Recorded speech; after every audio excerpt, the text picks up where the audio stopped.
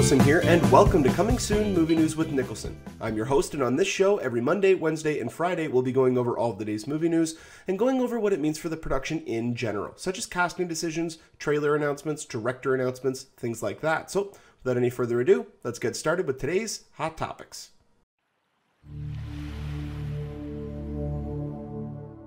And the first story that I want to talk about today is that The Rock has finally announced who he will be playing in the DC Cinematic Universe.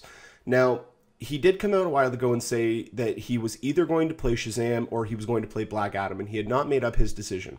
Well, it seems as though he has, because he has now selected that he is playing Black Adam in the upcoming Shazam film. Now, when he announced it via his Twitter feed, and he said that he himself would be playing the anti-hero, which, when I was talking about it about a week or two ago when he announced it, I said that it would make more sense if he was to go Black Adam, and I didn't think it was likely for him to choose Black Adam over Shazam because he had already been attached to that role, and I figured that, you know, enough time had gone by that he saw a better character in Shazam or whatever the case may have been.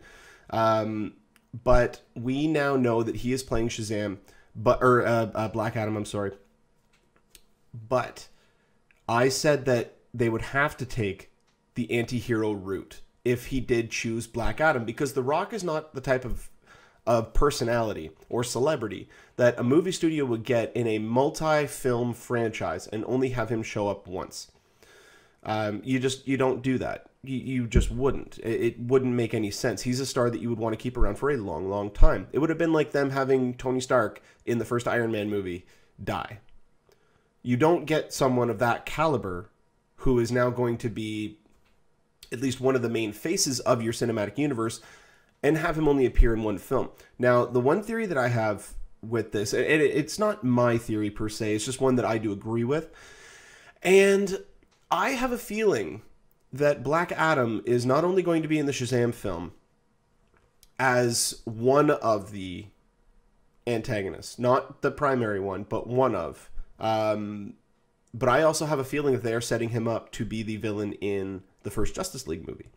Now, having somebody like Black Adam be the type of villain, there's a couple of things with this. One, it frees them up to use characters like Darkseid later on, or Doomsday, although we've been hearing rumors that Doomsday's appearing in this. And if they do that, again, I've said this before, if they do include Doomsday in this film, then he needs to be set up in this movie. He cannot be the villain in this film. He needs to be set up, maybe even show him near the end, or even throughout the film, and then have him be the primary villain in another film later on. You got to use him over more than one film because he's such a dynamic and unique character. Same goes with Black Adam. He's the type of character where you do not use him once. He basically is the exact same type of character as Shazam. The difference is he doesn't have a moral compass. He doesn't care what he has to do in order to get the job done.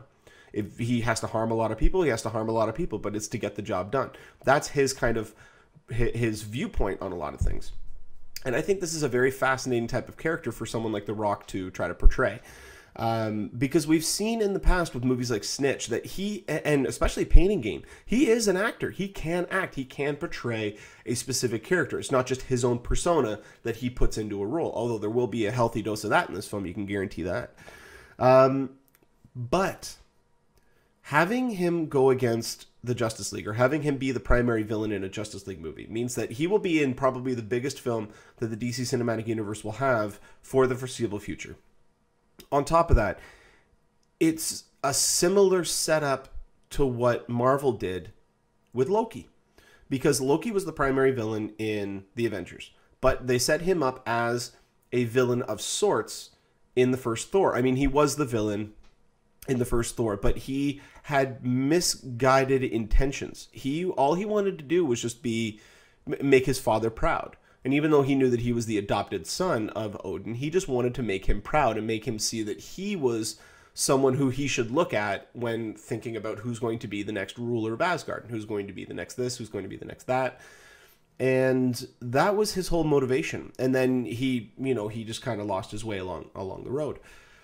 But they could do Black Adam in a similar sense, because even in Thor 2, Loki became... You saw a lot more sides of Loki in Thor 2 than I think a lot of people were expecting. Because at the end of the day, he loves his brother. He loves his family.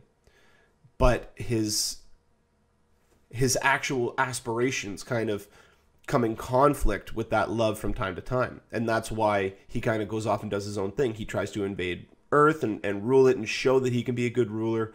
You know, even in his prison sequences in Thor 2, I mean, I thought those were riveting. Especially the one shot that always gets me in that film, and it was in the trailer, is right at, spoiler alert for those of you who have not seen Thor 2, but right after Freya's death, Freya is Rene Russo's character. Once he hears about it, the guard comes up, you know, mentions it. You can't hear what he says, but you get the gist of it, and he nods to him, and then he slowly starts to walk away, and the camera's behind him outside of his cell, and he just he clenches his fist like this, but everything in the room blows away from him. And that shot to me always was, listen, we haven't even seen what this character is capable of yet.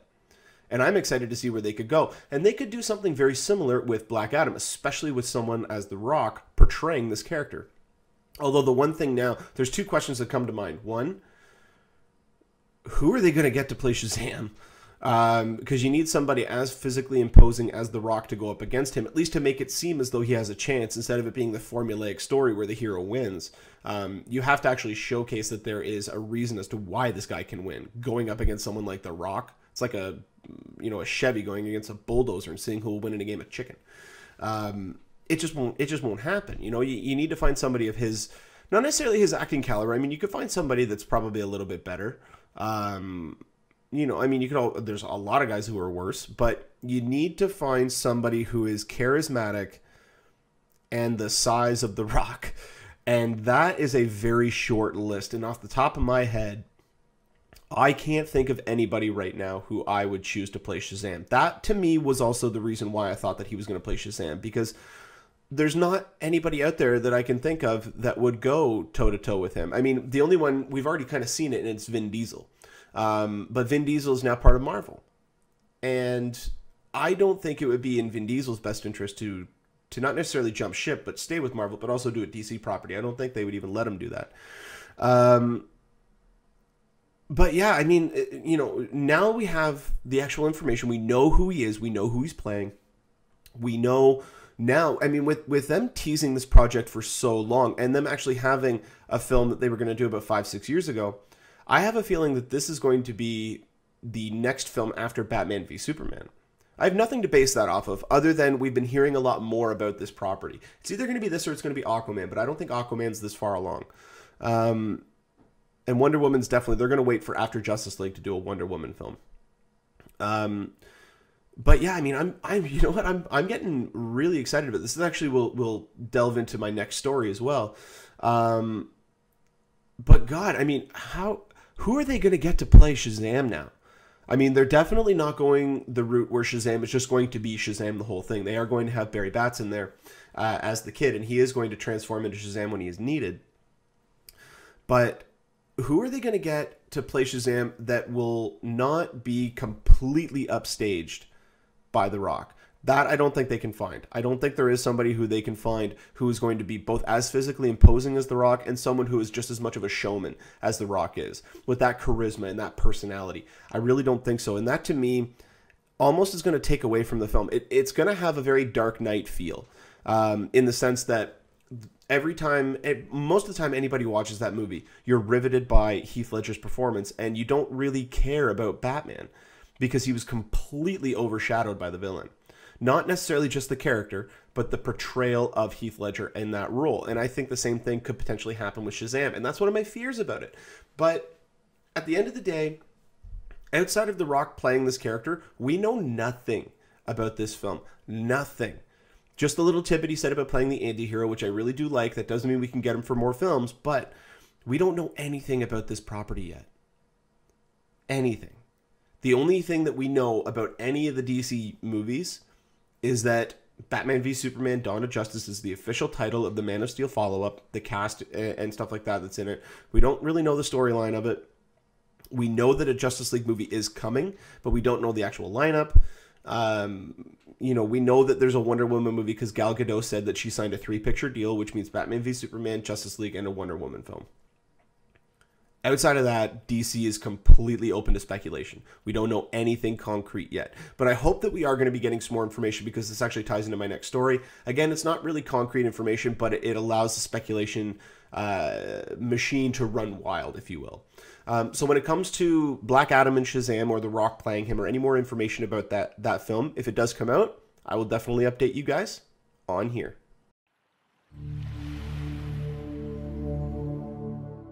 Like I said earlier, this next story does tie into the one that I was just talking about.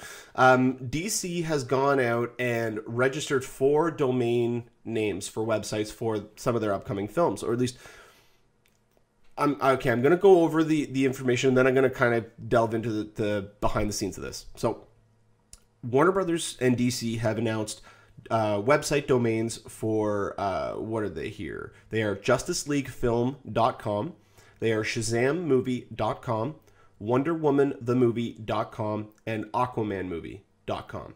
Now, we know for a fact that they're making a Justice League movie. We know they're making a Shazam movie because The Rock just announced that he is playing Black Adam.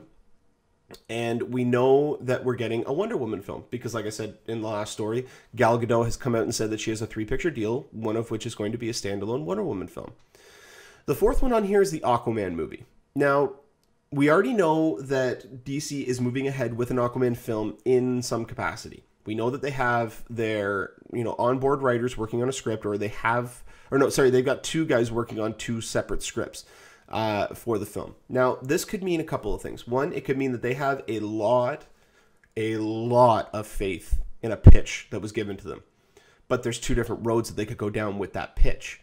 And so they have 2 writers working on those stories. I have a feeling that that's very likely because Aquaman, especially in the New 52, has become a badass character. Especially with the likes of someone like Jason Momoa playing him. I mean, there was concept art that just came out when Jason Momoa was offered the role of Drax in Guardians of the Galaxy. We now have concept art that shows us what he would have looked like. To me, he would have been a much larger Drax because the dude's like 6'45". Like he's insanely tall. And he's also built, I mean, looking at him as Khal Drogo on Game of Thrones, you could really see the guy's size. But he would have been a much taller Drax. And I think, I don't know how much that would have stood out, but that's kind of beside the point. With all of these things, studios register domain names for films all the time. And they do this mainly so that when and if they do move ahead with that film, they have the proper website. It's not going to be, DCShazamMovie.net because they didn't get there in time. No, they got ShazamMovie.com well ahead of anybody else trying to buy them up because a lot of people do that. A lot of people will go and they will buy up these domain names because they're expecting that the studio is going to want to go to them and say, listen, we'll offer you X amount of dollars for your domain name. And they'll go, sure, yeah, come on, bring it in for sure. I only bought it for $50. You guys want to offer me $1,000 or $10,000 or $50,000 for this? Absolutely, I'll take it. But yeah, they do this all the time. And I'm almost certain that I remember hearing about this right after Green Lantern came out, that they had Green Lantern 2. They had a couple of different subtitles for it. They did it with The Hobbit as well, when the rumored subtitle of the second film was coming out, Desolation of Smaug. They registered like 12 domain names, and they were all variations of how you would have spelled that. It would have been, Hobbit, Desolation of Smaug movie, Hobbit, the Desolation movie, Hobbit, Desolation.com. They did all these different things. And it was just so that they would be able to secure those domain names when and if they did officially launch that site. Same thing goes with this. We know that they are doing a Justice League film, a Shazam movie, and a Wonder Woman movie. We're almost confident that they are going to be doing an Aquaman movie somewhere down the line. But that property could fall apart. They could have somebody come in, Chris Terrio, the guy who is writing both Batman v Superman and writing Justice League, he could wake up one morning and have this unbelievable pitch for Justice League. Go back in and say, listen, this is actually the lineup that I would like to have because I have this great idea. It fits in with everything that we've already set up in the other movies. And here it is. And it's this big, awesome, epic action everything you're going to want in this movie. And the studio could say yes. And Aquaman could not be a part of it. You know, it could be Green Lantern. It could be Flash. It could be Cyborg, Martian Manhunter. And there's other rumors of Martian Manhunter coming out as well. Apparently, Benedict Cumberbatch has been offered that role. Or not necessarily offered that role, but he's been approached about it because he was at, I don't know if it was Dragon Con or if it was another convention that he was at. But basically, yeah, he was just asked about this, and he answered it in a way that he was familiar with this property and with this project, and basically with them coming up and approaching him about it. And then they asked him about another one, and I can't remember which one that was, but he said that was news to me. But yeah, Benedict Cumberbatch has been circling comic book properties for a while, and it looks like Marvel didn't work out with Doctor Strange. That was just a scheduling conflict, apparently. So now maybe it's looking like he's going to jump over to DC. I mean, only time will tell. We'll get more information about that, though, when that comes out. But yeah, if we were to take... Okay, let's step back for a second, and let's talk about this if this was real. If these were all films that they have in active development right now. We already know Justice League is, but other films that are in active development, what could this mean? And to me, this says that this could potentially be, after Batman v Superman, this could be our upcoming slate of DC films. I mean, when these are listed, they're not in no particular order, but looking at the dates, looking at the progression of these properties, and looking at when we might want to see these characters, when DC may want to unveil them, I have a feeling of this. We're going to get Batman v Superman in March 2016. The next date is August 5th, 2016. And I have a feeling that's the Shazam film. And the reason that I put that, a lot of people have said, well, they could, because they're doing Justice League back-to-back, which they still have not officially confirmed, although it's almost common knowledge. Just like Jason Momoa playing Aquaman, it's pretty much common knowledge.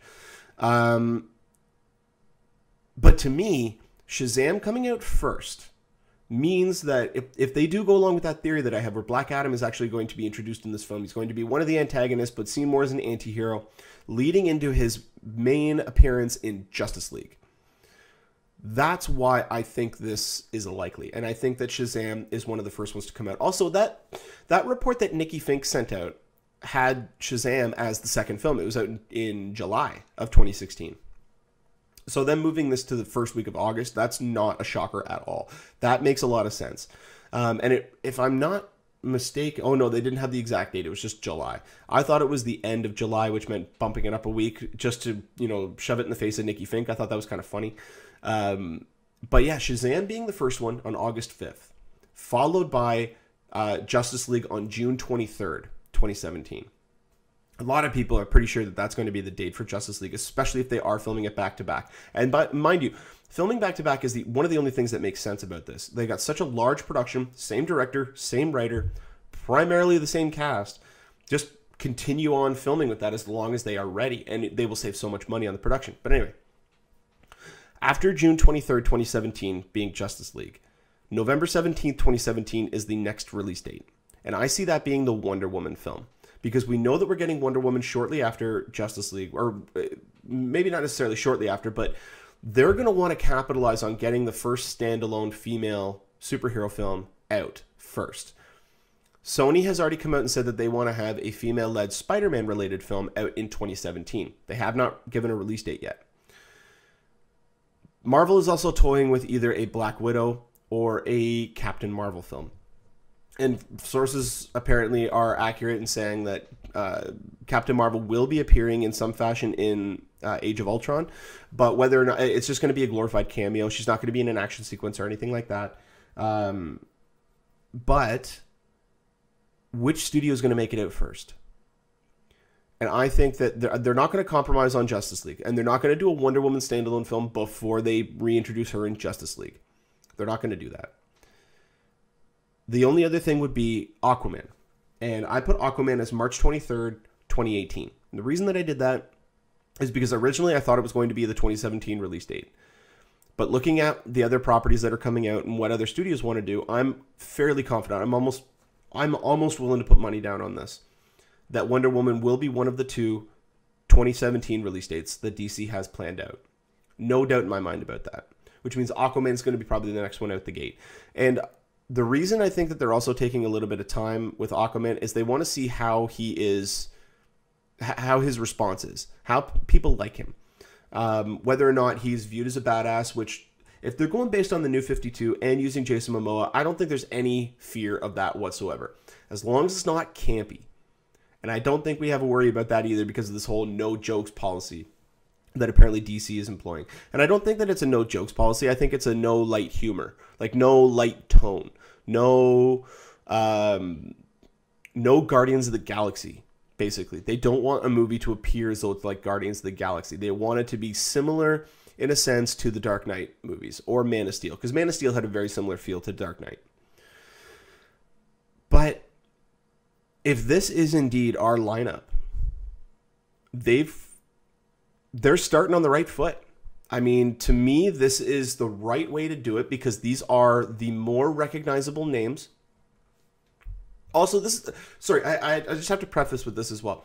This is also speculation based on the fact that we are assuming these are all going to be standalone films, that they are not going to be team-up movies, which is something that outside of Man of Steel, we have not seen a standalone DC film in this new cinematic universe. Batman v Superman will be a team-up movie with a lot of people. The next one at the gate is most likely going to be Justice League or Shazam. And Shazam is going to have Shazam and Black Adam and maybe even somebody else. They may seem to do that. DC is looking at trying to differentiate themselves from Marvel, and in doing that, doing team-up films would be the smart play. But again, it's so far out to really be talking about this, or at least to be talking about it with concrete information, that it's all just speculation right now. So again, going back to what I was talking about earlier, studios do this all the time with registering domain names. So this is more of a taking it with a grain of salt, but it is nice. It's fun to be able to speculate and to be able to talk about what could be. And I actually have a special episode that I'm going to be doing sometime in the next couple of weeks about films that could have been, or films that might have been, which are basically movies that, very similar to The Death of Superman Lives, What Happened, which director John Schnepp is doing a documentary about. It's going to be about films that either got to production or just before production and then fell apart for one reason or another. And some of these properties are very, very fascinating. I've been following a lot of them and was very, very let down by some of them not coming out. But that's going to be another episode that I'm going to do in a couple of weeks. I'll let everybody know when that's going to be coming out. So keep your eye out for that. But yeah, when it comes to DC's upcoming films and this new slate and whether or not these URLs are going to be taken as fact, that's just going to take some time for us to figure out. So if we get more information about this, I will definitely update you guys on here.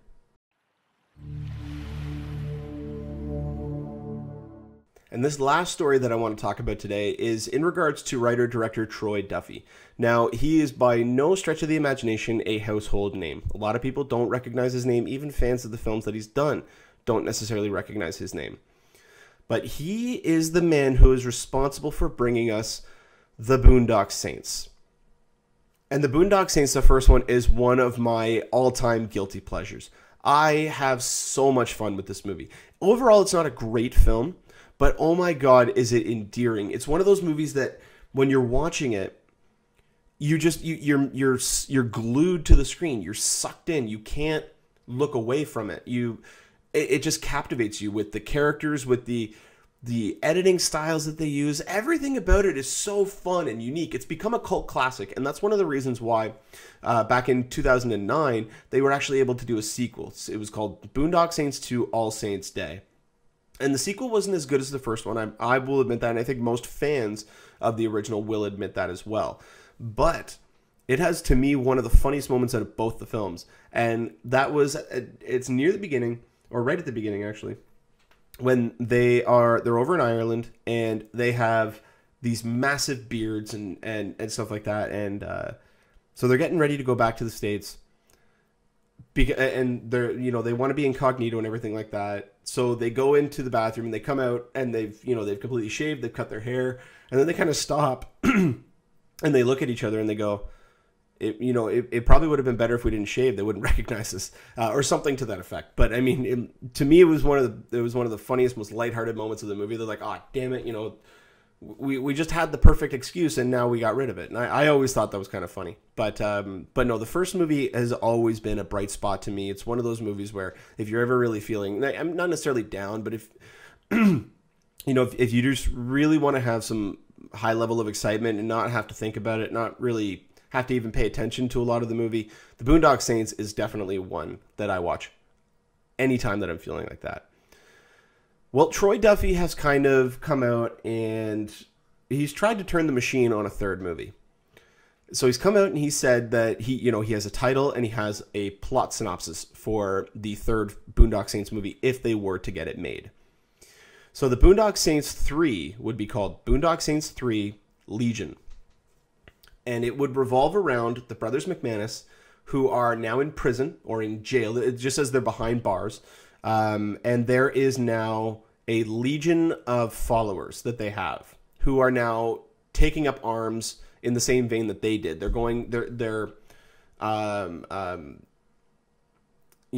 taking up their mantle of fighting crime, if you will. And to me, and also on top of this, they're going to be revisiting the McManus' first ever crime. And to me, this is the best way to go about it because this is almost meta. This is almost like writing the film in the context of how it exists in the world. Because that's the same way that the Boondock Saints are. The original film has a cult following. It has a lot of people who cherish that movie, who follow it. I mean, not follow it. They don't go out and murder people. But they have a very unique connection to the film. And to me, this is Troy Duffy kind of writing that into a script saying, listen, we're going to take our actual fans who love us. We're going to write them into our movie and be the people who, if these guys have to go away, they're going to pick up their mantle and they're going to continue on with it. But the one thing that definitely needs to happen, I mean, also he's had kind of a little bit of a lull in his career. Bring Willem Dafoe back. You need to bring Willem Dafoe back. He was the highlight of the first film. He is so funny in this movie because he played, like, when you think of Willem Dafoe, you think of creepy. Well, I mean, he's creepy in this movie, but you think of villainous, you think of ulterior motives, you think of arrogant, you think of all these types of things. And he plays an over-the-top gay FBI agent, I believe, or just a high-ranking detective. I'm pretty sure it's FBI, though. But oh my God, does he steal every scene that he's in. He even showed up in a little cameo for the second one, and I was surprised by that because he said that he really had no interest in returning for the sequel. But then they got him back. Because Troy Duffy, from what I've been told, Troy Duffy is a very unique individual to deal with on set. I remember Norman Reedus came out, it was before the second one came out, I think, and he said that he wouldn't return to the second one because he didn't want to work with Troy Duffy again. But, I mean, they mended fences because they did the second one. And then after the second one came out, back in 2012, Norman Reedus said in an interview, he was misquoted. They ran with a different part of what he talked about, but essentially he said that he was asked if there was any progress on Boondock Saints 3. And he goes, well, you know, I don't know, but I am going to a meeting tonight with Troy and with Sean Patrick Flannery being the other McManus brother. And that was the quote, but everybody ran with Norman Reedus confirms Boondock Saints 3 is happening. And he came back out about 3 weeks later or so. Maybe it was about a month later. And he said, no, it's dead in the water. It's not happening. You know, it was taken, my words were taken out of context. I even said, quote me on this. I don't know. But I am having a meeting with them later on to talk about upcoming projects. And so, I mean, it kind of got lost in the shuffle. But then Troy Duffy came out again and said, no, you know, we're working on it. You know, Boondock Saints 3. I mean, if it has to be, you know, a direct to DVD or a video on demand, then so be it, but he definitely wants to make it. Now we have a title and a synopsis. The only thing that's going to hold this movie up, because it's not that expensive to make these movies, is two things. One, Norman Reedus. Now, Norman Reedus, who played, why am I drawing a blank on his name? It always happens to me.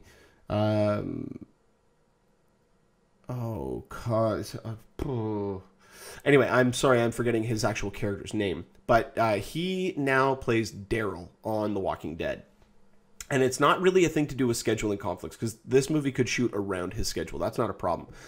It's going to be whether or not he wants to come back to this film, because he has had a ginormous career resurgence. Well, not even a resurgence, because he was never really big to begin with. But he has had a big exposure increase because of The Walking Dead. He's not in all that many more properties, but his kind of stock level has rised. And it's whether or not he's going to be that type of guy who says, yeah, you know, I'll come back and do it for this price. If you can't do it, oh well. You know, and at the end of the day, you really do have to kind of respect actors for having that kind of opinion, because it is a job. I mean, some of the actors do it for fun, and they've reached the point in their career where they can choose the project that they want to choose. Norman Reedus is one of them now. He is at the point where he does have the ability to have some say in the properties that he works on. Sean Patrick Flannery, on the other hand, is not. He has spent the majority of the last decade or so, well, I mean, not necessarily the last decade, but probably the last, 6 or 7 years, at the bargain bin in Walmart and video on demand and straight to DVD movies. Like, I remember I just watched a movie. It's now one of my guilty pleasures because I actually kind of enjoyed it, for how terrible of a movie it was. But it's on Netflix, called Mongolian Deathworm. And he basically plays this American who is in Mongolia, and he's searching for the tomb of Genghis Khan. And the myth goes that Genghis Khan's tomb has these ginormous worms, or these gigantic worms, who are protecting his burial ground. But this oil refinery, or whatever it was, they actually built their massive refinery on top of where this tomb was. And they actually discovered it when they were excavating out the area in order to put in the interior part of the building. And so that's what set these worms loose. And oh my God, is it bad.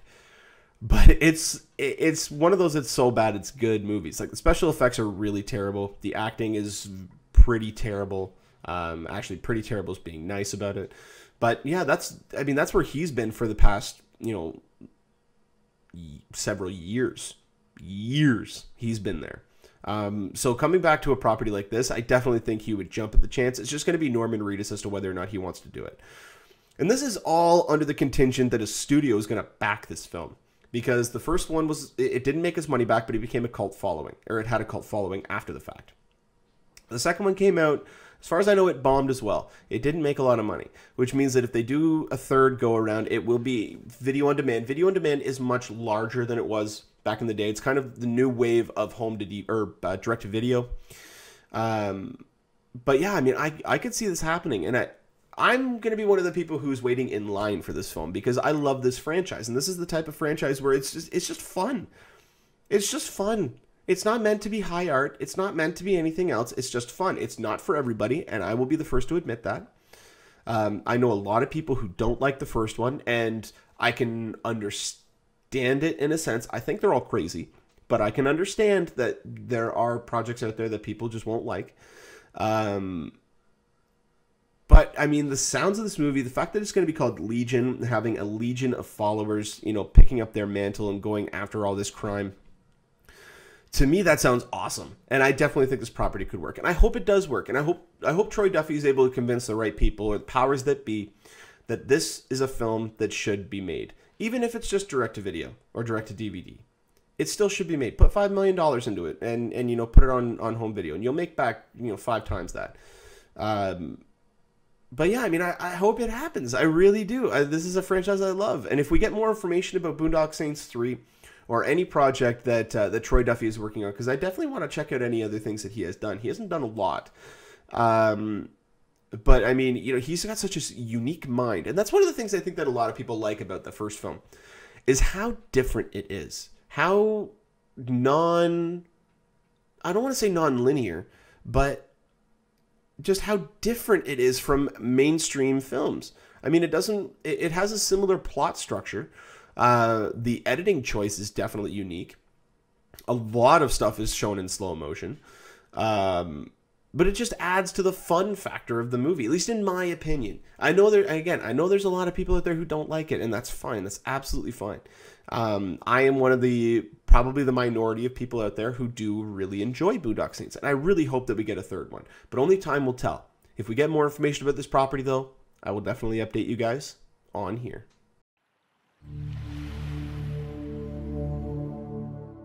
Well, that'll do it for us here at Coming Soon Movie News with Niklsun. Thank you so much for watching. You guys have been a great audience. Go ahead and click the subscribe button there in the bottom corner. You can get updates whenever we post a new video. You can also find me on Twitter at Niklsun, Niklsun, for all of your movie updates. You can also find us on our Facebook page at facebook.com/movie news with Niklsun. And at any point in time, if you guys have a comment or a question you would like to have discussed on every Friday episode, you can either put a comment in the comment section, or you can email us at movienewswithniklsun@gmail.com. And until next time, you guys enjoy the rest of your day. Take care.